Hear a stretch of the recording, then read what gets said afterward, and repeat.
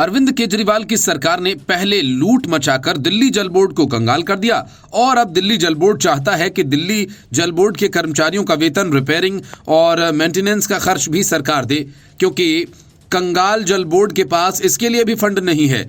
दिल्ली के वित्त मंत्री भी आतिशी मारलेना है और जल विभाग की भी, लेकिन जब वित्त सचिव ने आतिशी की फरमाइशों को पूरा करने से इनकार कर दिया तो आतिशी ने दिल्ली में ये कहकर पैनिक फैला दिया कि अब पीने का पानी नहीं मिलेगा, दिल्ली वालों नालियां बजाएंगी, महामारी फैलेगी।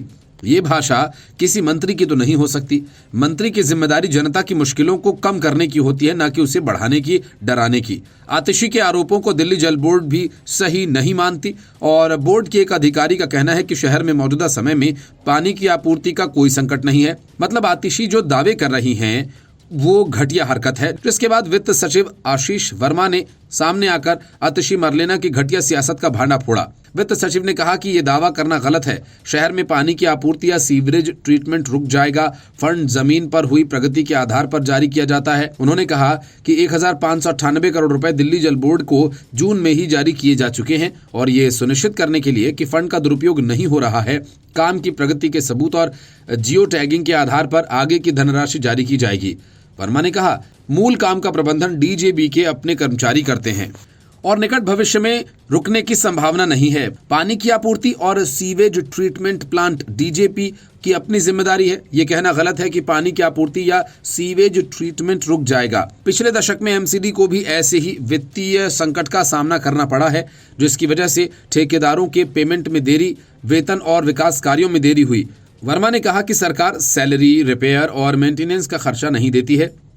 ये खर्च डीजेपी के अपने स्वायत्त से चलाया जाता है। सरकार लोन और ग्रांट केवल नए काम के लिए देती है और फंड जमीन पर हुए प्रगति के आधार पर दिया जाएगा। एलजी सचिवालय ने आतिशी के लेटर पर आधिकारिक तौर पर प्रतिक्रिया नहीं दी। दिल्ली जल बोर्ड के एक वरिष्ठ अधिकारी ने कहा कि फंड में देरी का असर विकास, सीवेज ट्रीटमेंट प्लांट को अपग्रेड करने, यमुना सफाई और सीवर पानी की सप्लाई, नई पाइपलाइंस बिछाने या बदलने जैसे कामों के लिए हो सकता है।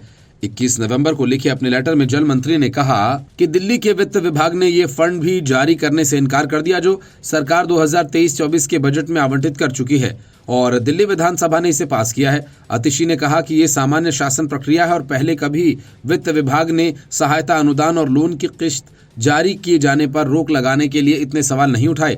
दिल्ली जल बोर्ड के 8 नवंबर के एक नोट के मुताबिक 2023-24 के बजट में 4,839 करोड़ 50 लाख रुपए मंजूर किए गए थे और मई 2023 में 1,598 करोड़ रुपए की किस्त जारी की गई थी। दस्तावेज के मुताबिक 31 अक्टूबर तक 910 करोड़ रुपए की डिमांड पेंडिंग है, लेकिन इसे जारी नहीं किया जा सकता है क्योंकि पर्याप्त फंड्स उपलब्ध नहीं हैं।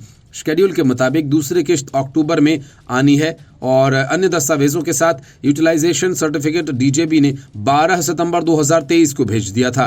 नोट में कहा गया कि डिपार्टमेंट को कामों का ब्यौरा और पहली किस्त के फंड इस्तेमाल की जानकारी मांगी गई थी और अधिकतर का जवाब दिया जा चुका है। Bureau report, news of India.